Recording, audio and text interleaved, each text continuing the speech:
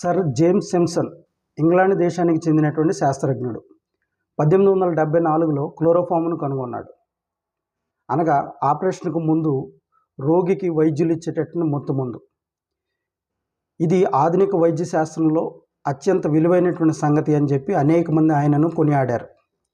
ఈ మొత్తుమందు కనుగొనక ముందు, మొత్తుమందు లేకుండానే వైద్యులు ఆపరేషన్ జరిగించేటటువంటి వారు. ఆనాటి దినాల్లో రోగులు పడినటువంటి బాధ అంతా ఇంత కాదు. అనేక సంవత్సరముల తర్వాత ఎడింబర్గ్ విశ్వవిద్యాలయంలో సర్ జేమ్స్ శాంసన్ గారు ప్రసంగిస్తుండగా ఒక విద్యార్థి ఆయన ఒక ప్రశ్న అడిగాడు. ఏంటి ఆ ప్రశ్న అంటే, మీరు మీ జీవితంలో కనుగొన్న అత్యంత విలువైనటువంటి సంగతి ఏమిటి అని.